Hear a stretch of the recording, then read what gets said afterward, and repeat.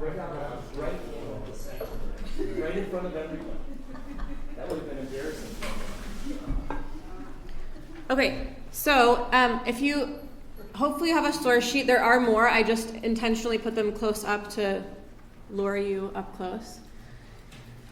We're going to start with I'll say the... Yeah, you can go over there. Okay, so our guiding questions for today, and if folks need more, just tell me. There are more. I just want people to be close up. Why do we... Yeah? Come up here. Yeah, thank you. So our guiding questions for today, why do we write sacred texts? And, I just thought of this. Someone remind me name tags after this. Will someone just say the word name tags to me? Thank you. Okay. Like in Super, oh my God. Like at the dentist. I think it would be really nice tomorrow if we had name tags. Okay. Why do we write sacred texts? Why do we write them over and over again? What are some of the practical halachot, laws for scribing, materials, attention, letter forms, and how are the laws of scribal writing a template or a guide for life, which, if you were in services just now, you got at least 4 of those lessons. Okay, so to begin, when we study Torah, it's tradition to say a blessing for Torah study, to sanctify that experience, and kind of like I was talking about with setting an intention before starting to write, saying this blessing for Torah study really drops us in to the active experience of learning. Like we've just had lunch, whatever else has been going on in our life, we're sort of setting aside for a second, or we're making at least a mark that now we're here and studying Torah. So on page 1, the first chunk, in that first box, feel free to say this blessing together, or you can say Amen. And the rabbis actually teach that it's even more meritorious to say the word Amen after a bracha, after a blessing, than it is to even say the blessing, because you're affirming someone else's fulfillment of a mitzvah, of a commandment. So take it or leave it. Here we go. Baruch atah Adonai Eloheinu melech haolam asher kiddushanu b'mitzvotav v'tziyuvanu la'asok b'divrei Torah. Blessed are you, wise one of the universe, who has made us holy through your mitzvot and brought us together to dwell in, not to get right, but to dwell in and bask in words of Torah. So, okay, we're just going to jump right in. Obligation to write a scroll. I'm just naming here that I have left the text with the masculine language as it is in the original. Obviously, I don't think that these texts are only talking to men, otherwise I would not be here. However, I think it's important to read them in their original because it's a bit jarring, and I think it helps to highlight for us the growth that we've made, and I think is also just like a truer experience of what it is to be reading these texts with gender diversity. So, okay, someone read for us Sanhedrin. You can read it in Hebrew or English. We'll read it, all of them in English regardless. So, Rava says, even if a person's ancestors left him a Torah scroll, it is a mitzvah to write a scroll on his own, as it is stated. Now, therefore, write for yourselves this song and teach it to the children of Israel. Okay, mitzvah lichtov mishalo. So, even if you've received a Torah scroll, like my kids come in here, they see these Torah scrolls, they inherit these Torah scrolls, nonetheless, they've got to write their own scrolls. Okay, we're gonna ask a question about that in a second. Someone read for us the Mishnah Torah, even if one's ancestors has left a person a scroll, it is a religious duty to write a scroll at his own expense. If one wrote it with his own hand, it is accounted to him as if he had received it from Sinai. If he does not know how to write a scroll, he should get others to write it for him. One who corrects a scroll, even a single letter of it, is regarded as if he had written it. Okay, so even if your ancestors left you a scroll, write one. If you write it with your own hand, it's like you've received it from Sinai. It's like almost as though you're Moshe. This is what I'm not saying that this is necessarily I believe, but this is what the text says. And if you don't know how to write a scroll, as is the case for most people, you're not just like out of luck. The law and the tradition don't just say like, well, sorry, that must be really unfortunate for you. There is an in for you, which is to say that you hire a scribe. Like, you get someone to write it for you. And that is where it becomes a deeply communal project when communities fundraise to have Torah scrolls written. It's not just about the finances. It's actually about this act of investment in bringing someone else to do this work. And because of the system that we live in, money is one of the ways that makes that possible. So just like to sanctify that process of donation also, it's not just money for like paying a scribe. You're actually imparting and requesting that your obligation be fulfilled collectively. So, and one more before we open up for discussion. Jump to page 2. Someone read for us Jonathan Sachs. We have to write our own scroll. The point about the Torah is not that it is old, but that it is new. It is not just about the past, but about the future. It is not simply some ancient document that comes from an earlier era in the evolution of society.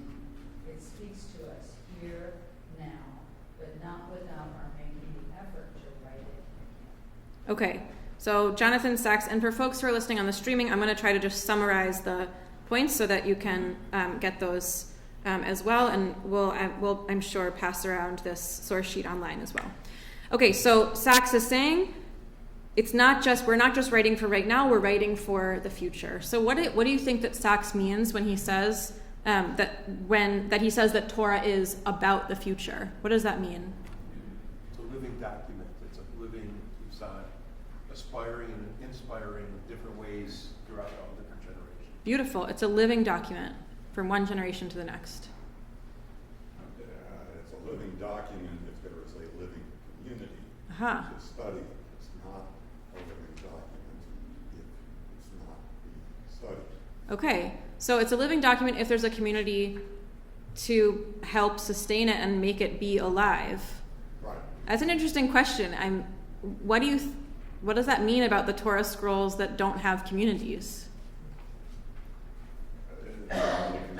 They need a community. Or they are artifacts. They're waiting. They're waiting. Yeah, I like that. I like that possibility. Yeah. Did you want discussion on Yeah. Well, so the thing is, you don't change any words. You don't change any words. That is true. So, in what sense is it living? It was like, written in the past, and we keep writing the same words. So, what makes that living? Okay, so I have many thoughts on this, but what makes it living if it's the exact same words over and over again? Yeah, Iran. I think the concept of Israel, so if we're looking at the name Israel, which is what Jacob was named after he wrestled with the angel before crossing the Jordan back into God. We struggle with the text. We struggle with the Torah. We interpret it what it means to us now. And next year it's going to be a whole new thing because it's going to be a new life then. But by struggling or staying with is what gives it potential, what gives this potential to the actual life, the renewal aspect of it, how we're seeing the Torah, what it means to us now in this moment. And we cannot foresee what it will mean to us in a year or 2 years or 3 years. Or Yeah. Okay, beautiful. So it's living through us struggling with it is one idea. In the Mishnah, Pirkei Avot 5:16, I think, says, or maybe 5:6, something like that.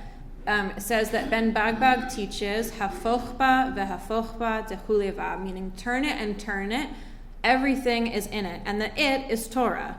So same words over and over again. Bereshit bara, Bereshit bara, Bereshit bara. We come to those words over and over again. More poignantly, like think about like lech lecha, go, you go to yourself.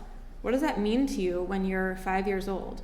What does that mean to you when you're 25 years old and you're figuring yourself out as an adult? What does that mean to you when you're in the sandwich generation? What does that mean to you when you're at the end of your life? So I think that Torah is alive through our lives as we study it in different moments in our life. Yeah, others. Amazing. I love this. Yes. And folks, say your names too, please. Lance. Lance, thanks. So, what came to my mind during his readings was a tree. A tree. Yeah. That in the same way that we plant a tree, we're really planting it not for now. We're planting it for the future. The tree is going to be there for however long it lasts. The environment around it changes, but it still is contributing and providing a critical part of that environment. It becomes part of the environment. And I think of the Torahs that are sitting unused in the same way, even though they're not being used. They're in the world. They're part of the ecosystem. They're part of the cycle of life that's happening. Yeah. And that's what I thought when I was, particularly during Jonathan Stack's comment, that this is what we're doing when we write Torah. We're Beautiful. planting another tree Yeah. for the future. Other people will plant new trees for the future, and that's how trees, that's how we continue. Beautiful. Yeah. Connecting for me to the story of Choni Hama'agal. The Torah Yeah. is the tree of life. Right? Yeah, beautiful. Yeah, so thinking about trees and planting trees not just for us to enjoy right now, but planting trees for the generations to come. Yeah. Alan. So the word Thanks, Torah Lance. doesn't necessarily mean scroll. It's the whole universe, Talmud, Mishnah Berurah, Pirkei Avot. Yeah, thank you for science, saying for that. matter, Yeah. is all involved in the Torah. So Beautiful. The word Torah has different meanings. Beautiful. I'm so glad that you said that. Yeah, so Torah can mean many different things. Torah can refer to that scroll that's in there, those 5 books. Torah can also refer to something much broader. The written Torah, the oral Torah, pieces that are sort of like the Torah that we think of as Torah Misinai, and Torah that we think of as the Torah Shebe'al Peh, Torah that's like evolved over time that maybe also tradition teaches was received and passed on through our interpretation. Beautiful. So that Torah maybe is much more expansive and is growing still. Right. Yeah. Beautiful. Yeah, Mick. Nick, in a parallel, and a comment about that is Mozart, who's written a long time ago, his music, and you don't change any notes. But every time you hear it, well, Thanks, Joel. or Shakespeare, every time you see a play. But if you travel a lot, and we have, and you go to synagogues, Sure. and you hear the Torah readings, it's living and breathing in that community. You can see it. When we come back to our synagogue, it's living and breathing in a completely different way in our community here Yeah. at Bethel. And if I go to B'nai Shurin, Yeah.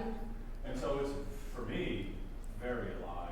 Beautiful. By the communities, Beautiful. not like over time, but like right now, today, Beautiful. all at the same time on Shabbos. Amazing. So beautiful in how it sounds and is enacted differently, community to community, and within Jewish community. Okay, we're going to take 2 more, and then we're going to get to actual scribing. Okay.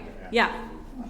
Judy. Expanding what Lance said, those trees, in an area where we don't have trees, the climate and everything is much worse. The more trees are gone, the more everyone suffers, everyone involved. If there's more Torah, it would affect more people, and everyone would benefit. Interesting. So this question about like quantity and access to Torah. Yeah, great. Joel? Oh, no, I was going to urge you to move on. Oh, good. Okay, great. Here we go. As I'd already asked about mistakes. Okay, before beginning to write, so I'm going to just say these couple of quick points and then we'll keep going. So before beginning to write, I said this during my talk this morning. The scribe has to declare a verbal declaration, but that is not just what happens at the level of writing. That also happens at the level of processing parchment. Has anyone here before, you guys have, met Rabbi Linda Motzkin? Okay, yeah, so Linda Motzkin is a Soferet, and she lives in Saratoga Springs. She makes her own parchment, and you can go learn with her, and she travels around the country doing workshops, and there's so much more to say about that, but she does amazing workshops. And just like a scribe has to say, Hare ani kotevet, behold, I'm writing for the sake of the sanctity, she has to say a similar verbal declaration that she is processing the skins for the sake of the sanctity of those skins and the parchment that is to come. So we have this deep commitment at every level of creating the Torah to being rooted in and intentional about what's happening. And that continues not just in the setup, but actually while you're writing. So look at the bottom of page 2, this Mishnah Torah. If one who writes a scroll, meaning if you write a Sefer Torah, tefillin, or mezuzah, and you don't concentrate your mind while writing, and you accidentally, or if you write one of the names of God without express intent, those articles are unfit for use. Those are pasul. So this is an example of like a huge amount of trust in the scribe, right? So I'm writing in my studio by myself. None of you are going to be with me, except for the 4 times a year that I'm writing right here. I'm supposed to, every time that I get to a name of God, pause, declare that I'm writing that name for the sake of the sanctity, and as much as I possibly can, focus my mind on God, whatever that means. And I'll just tell you for me that sometimes that means, often the way that I get in is by thinking about, I said this to Mark before, but thinking about the different aspects of God. So God as the force that makes possible children in my life. God as the force that, as I'm listening to Adar crying below my studio, God as the force that makes possible soothing and comfort. I'm listening to the garbage trucks coming down the street, and I'm thinking God is the force that makes possible sustenance of this earth and sustenance for people with different types of work. So that, for me, is how I'm focusing my mind and attention. But what is fascinating to me is that if I hadn't focused my mind, then there's an argument that, okay, then that scroll is actually not kosher. So that is like just to highlight the depth of the intensity of the expectation on the scribe. Yeah, Mark. Many people make the argument that Judaism basically, and I think it's true to a large extent, is about observable behaviors in a communal setting, right? That's what these are about. Whatever you feel in your mind or heart, maybe it doesn't even matter, right? It's silently sounded. It's interesting to see something like this, that you could perfectly write the name on an eye according to all the other rules, but if you don't have an internal state of consciousness, you get fulfilling this. So now you're taking us into like Reconstructionist world of thought, of behaving and believing, right? Like we often focus in Jewish spaces, in Jewish law, on the behaviors. The beliefs are often, like they're there, but they're often secondary to what we're teaching after the behaviors. And you're making a great point that this is like, it's both here. Okay, so let's talk about materials. A question that I often get asked is, can a Torah be vegan? And the answer is no. Torah has to be written on parchment made from animal skin. However, animals do not need to be killed to make a Sefer Torah. And here's what I mean. The kind of animals that you have to use to make parchment, the skins that parchment is made out of, have to be skins from an animal that would be kosher to consume if it were ritually slaughtered. So, cow, check. Pig, no. Fish, by the way, check, but there's halacha that says it says in the halacha, don't do that. And by the way, if you do that, a woman has the right to divorce her husband because of how bad it smells. So we do it from the skins of animals that are kosher to eat if they were ritually slaughtered, but that skin, that animal does not have to be ritually slaughtered to use it for Torah scroll parchment, which means that you can use roadkill of a type of animal that would be kosher to eat if it had been ritually slaughtered. You can use skins of an animal that died from some other natural cause that would render it not kosher to consume because it hadn't been ritually slaughtered. And you can use skin from hunted animals, which is how Linda Motzkin makes her parchment. She takes hides that are donated, she takes skins that are donated from local hunters who are hunting to control deer overpopulation in Saratoga Springs. So it's not practical for everyone to do that, and it's possible, if you are really committed to that. Yeah? Do you have to use the same type of parchment for Great question. Do you have to use the same type of parchment through the whole scroll? No. Ideally, you would, but you don't have to. And in fact, you can see in scrolls, like when I repair scrolls, it's oftentimes like if a whole uriah, if a whole panel has to be repaired, you'll often be able to tell very easily that it was repaired, not just because the hand, like the ink looks different because it was probably done by a different scribe, but because the parchment will be probably whiter, like crisper than it was originally. Yeah, Scott? The Torah that we're going to be doing here, Yeah. what's the origin of the parchment? Well, I call Merkaz Sofrim, which is a scribal store in Brooklyn, and they shockingly speak to me and are very kind to me and have been very kind to all of my colleagues who have spoken to them. They know that I'm writing the Torah. They're not like under any, I try to say things like, I'm ordering parchment for a Sefer Torah. The scribe needs it to be blah, blah, blah. But they obviously know that it's me. So that part... You're speaking about yourself in the third person? Sometimes. Now that I know, this guy's name is Rabbi Friedman, and I know that he knows I'm writing it, and he's giving me I've received the parchment, so I talk to him openly about it now. But anyway, that parchment I think comes from Israel. I think it comes from like... is it from an animal that's been ritually? Yes, those are from... Yeah, and in fact, one of the things that I had wanted to do when I was in Jerusalem a few years ago that I would like to do at some point is to go to see the factories, and my understanding is that it's a little bit upsetting in terms of like what the process is like. So I'm curious. I'd like to see that and understand what's going on. Okay, let's keep going. Torah has to be written in what color ink? Yeah, can't be written in any other color. That's like pretty straightforward, but the halacha says it just in case you were wondering. Now, if we had more time, I would bring this out, but you'll be able to see this when you come up to write with me tomorrow. Have you ever noticed that the lines are rather straight in Torah? So it's not that scribes are very good at writing straight lines. We are not. And it's also not that there are guidelines written on the parchment, because there can be no barrier between the ink and the parchment. Instead, an awl, a pointy, pokey metal thing, is used to score the lines, and it's a law. It says, if you look at this bottom Mishnah Torah on page 3, it's a rule dating back to Moses that Sefer Torah or mezuzah can only be written on parchment that is ruled, besirtut.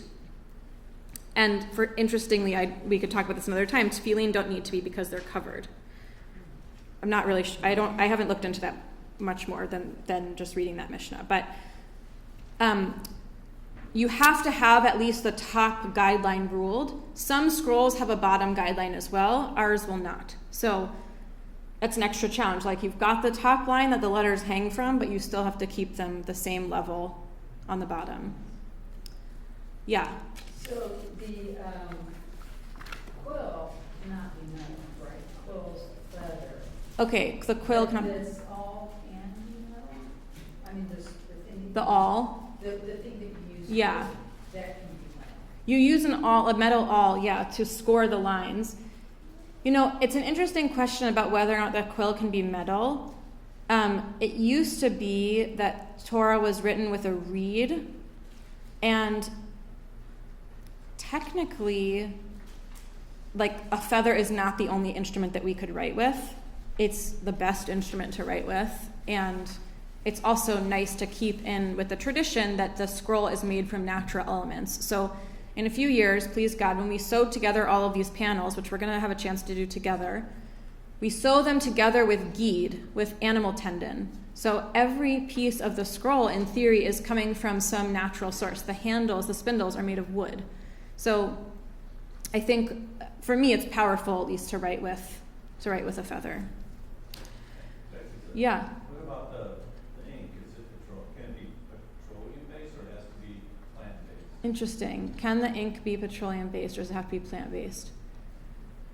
I don't know. I have to get back to you. You're very interested in ink. We talked about this a little bit last night. Yeah. And by the way, that doesn't work out, I remember.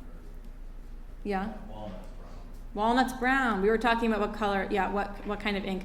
I'm pretty sure that the ink that I use is it's oak gall nut ink. That's the extent of my knowledge about the ink. But it is natural, yeah. And I mean, I think that the thing that's powerful is that it's hyper-archival. right? So we don't want the ink to fade. I mean, think about how incredible it is that the ink from the Dead Sea Scrolls is still legible. It's pretty incredible. And even Torah scrolls that I see, the ink fades, but it's still there.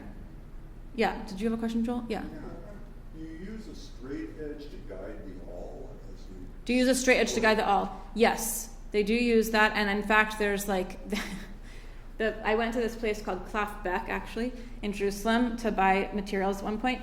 And they have this machine that like you set the line height, and it has a line, like a wire or something that goes across, and you're holding the awl, but it has, so you make the line, and then you push the button, and it goes down exactly the right number of millimeters, and then you do it again. All right, so you're not going to be... I'm not ruling it. Ruling. No, thank God. No, I buy it ruled. I buy it ruled.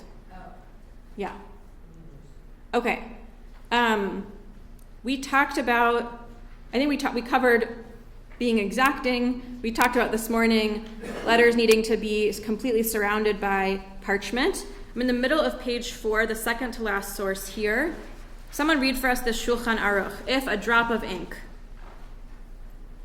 If a drop of ink falls into a letter, making the letter unrecognizable, it cannot be fixed by removing the extra ink in order to make the letter visible, because this would be internal engraving and invalid, because the rule is to write and not to engrave.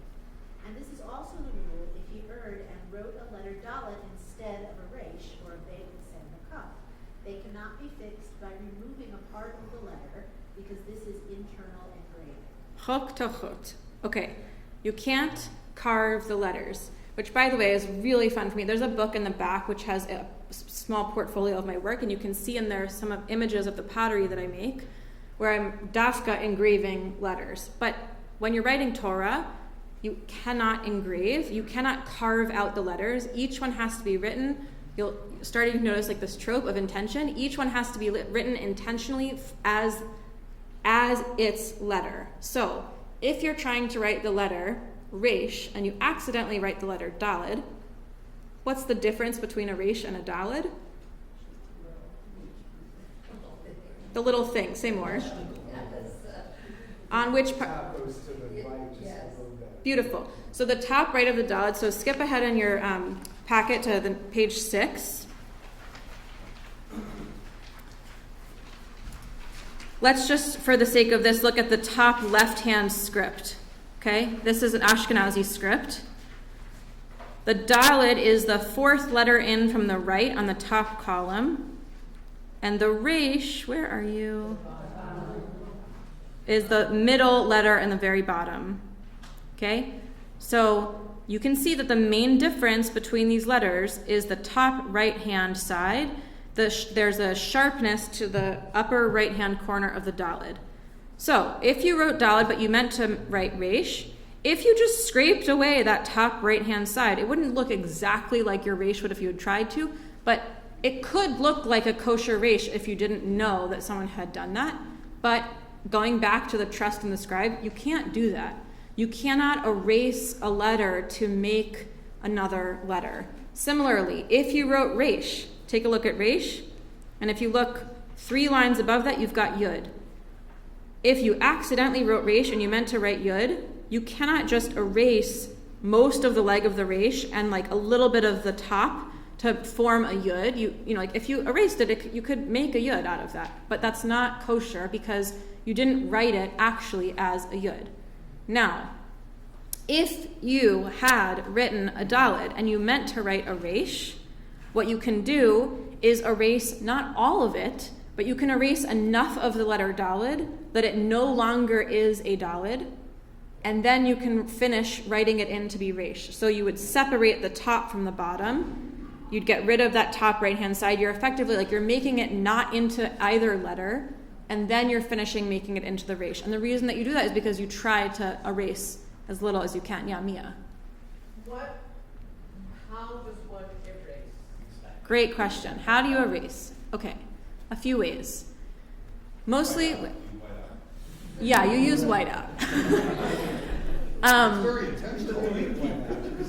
You just push delete. It's the parchment tape. Remember Actually, okay, I'll come back to the whiteout. There's actually, it's not really whiteout, but sometimes when there's dark marks on the parchment, not letters, but if there's like dark smudges on the parchment that can't be erased, sometimes you use white chalk, like a white chalk pencil, or even just chalk, and you rub it in and then rub your hand over it, and the parchment like absorbs the whiteness from the chalk a bit. So that is like a form of whiteout. Erasing is done primarily with blades. So I use an X-Acto knife or a scalpel, and you start scraping, and you do so slowly and carefully, because if you push too hard or at too much of an angle, you'll poke through and make a hole, which doesn't necessarily mean that piece of parchment is toast, but it's not ideal. You'd have to put a patch, and it gets complicated, and you've like made it less stable and steady. But you use a blade to scrape away, and then you rub a rubber eraser over it to try to like get the schmutz of the, like there's like this inky kind of schmutz, like a cloud of black that starts to surround it. Use a rubber eraser to erase that away. And then what I use is I use an electric eraser, and I go very, very lightly and slowly for like a long time to just finalize that erasing and get it to be as close to the original parchment as possible. And it's possible because parchment is thick. So like my colleague Liana, one of my teachers, refuses to rake tubot on hot press or cold press, like on watercolor paper, because it's really hard to erase on that, but parchment is super forgiving. Yeah. I'll probably make this a binary because I know we're time. A lot about the letters and what has to happen. And try to pull them out. But if you make a mistake with the trope, is it as strict? What trope? No trope markings in the Torah? No. Oh, my apologies. I didn't forget the question. That's a great question, though, and it's a really important point because there are no vowels and no trope written into the Torah. Except, I'm glad you said that, because there are different markings in the Torah. So there are letters that have, say again? We had one today. Oh yeah, in Bamidbar. The dots over So there's certain letters that have bigger dots surround, like over certain letters, and we'll talk about that down the line. Okay, we're almost there. I want to show you just 2 examples of descriptions of instructions to scribes on how to write letters, to just show you how tricky it is to understand the correct letter forms. So, page 5, Mishnah Berurah. This whole section of Mishnah Berurah is on the letter forms. There's descriptions of how the letters should appear. And there are no visuals in the Mishnah Berurah. One must take great care that the letter bet is squared, so it should not appear like a chaf. If it appears like a chaf, it is invalid. Okay, so flip to page 6 again. Look at the letter bet, second letter in from the top right, and look at the chaf, second letter in from the on the second row, the second letter in from the left. Bet is squared, chaf is rounded. In different scripts, bet is slightly more rounded. Like in those other 2 scripts on that top row, bet is more rounded, so that can get confusing. Okay, back to page 5. If you're not sure, you ask a child. So we talked a little about this last night. So children, in theory, don't have capacity to be able to say, well, it says it's supposed to say Bereshit, even though it says Hareshit, like whatever, it says Bereshit. So because kids, in theory, aren't like filling in the blanks, what did Adina say it was called? Concrete operations. Okay, thank you. So because they, in theory, don't have the ability to exhibit concrete operations or utilize concrete operations, I don't know, you can fill this in for us. There's no theory of a letter. There's no theory of a letter. Makes a letter Right. a letter. It's either a B or an A, and that's as far as they go. Exactly. If you don't have a B or an A, then it's Beautiful. It's almost the opposite of the candors. Beautiful. Amazing. So it has to be one of the 2. So we go to a kid. We go to a tinok, and we sit, which is like, I'm so excited for Netta and Levav both to really get to learn the letters, because we're actually going to do this. Like, I know there's going to be times in writing this scroll. This happened to me the other day when I wrote a yud, and I was like, that leg is a little bit long. And you don't want to just erase. Like, you want to keep the letters as you've written them. So I'm going to call Levav and Netta up to the studio and say, what letter is this? and they're going to decide what letter it is. And we let that stand, which is just amazing. So my teacher, Jen Taylor Friedman, she's a 6-year-old, and she does this with her 6-year-old, and she shares it with us, and it's just totally beautiful. It's really amazing. Okay, so it must be squared, the bet, on the right at the both top and bottom. It's not clear what the rule is if the top is round and the bottom is square, and it's not proper to be lenient. Now, that should suggest that you can't have a top right rounded bet. However, there are scripts that do, and this is because of regional variations and differences in interpretation of law, which we are familiar with in many realms of Jewish life. Lechatchila, which means like in the most ideal form, or it really means like from the beginning or in the beginning, meaning like at the outset, at the most ideal form. It has a little tag on the left side of its head, that's like a little prickle, like a little staff, and a little point upwards on the right side pointing towards the aleph. So there's a few different points in the bet. On the top right, the prickle should be angled slightly towards the aleph. Why? The Yerushalmi in Chagiga asks, why does the bet have two prickles, one upwards and one behind? They said to Beit, who made you? And it showed them with its upward point. They said to it, what was his name? And it showed them with the point which was pointing back at the aleph, as if to say, one is his name. Aleph, Echad is his name. So that little prickle on the letter bet, like there's all these mystical meanings infused into these letters. And that little prickle on each bet is sort of like a nod to the aleph and the unity, the oneness of God. Yeah. Okay, you can read more about the letter. What did I give you? What is this next letter? Inside there is a divine sign. The first mark is like a yud, tilde upwards.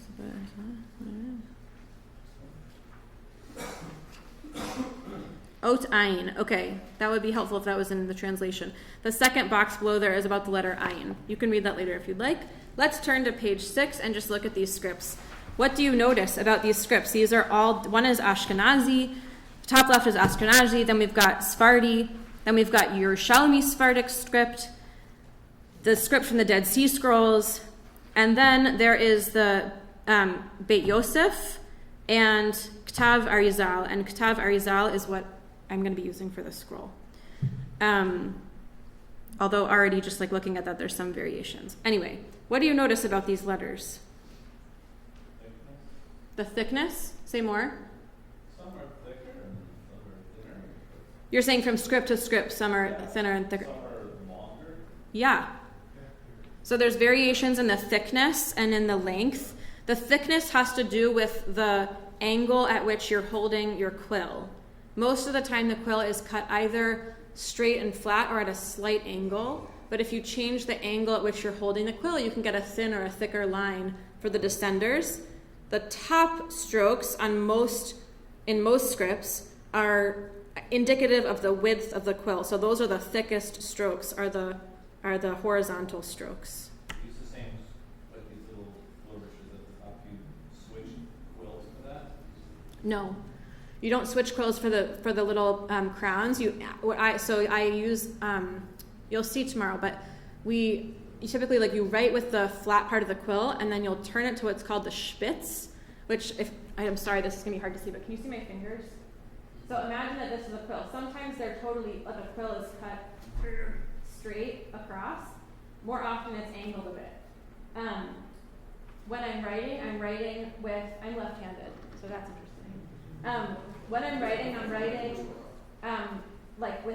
with both down on the paper, and when I write the crowns, I use the spitz. So I rotate the quill and just use the point, like one of the points. And I use that point also to make some of the descenders and other lines, especially as a lefty. Okay, yes. What'd you say? I was going to ask you that question. Left-handed folks like me. Yeah. And the answer is yes.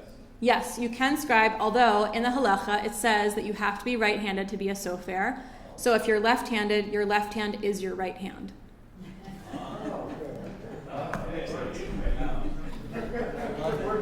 Gotta love our halachic workarounds. You're not supposed to be ambidextrous, so.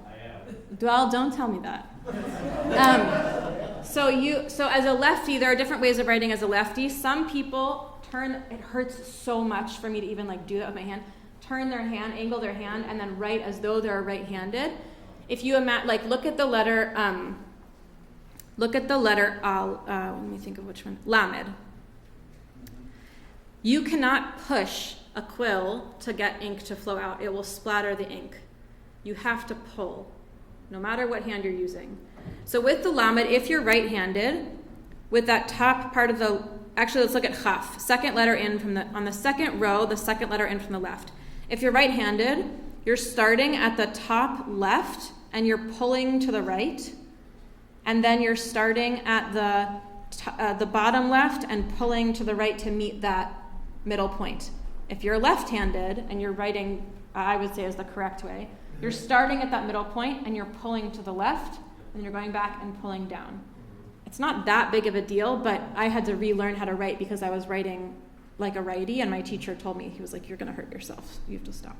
But I do have multiple colleagues who write the other way. You can just change the ink of paper.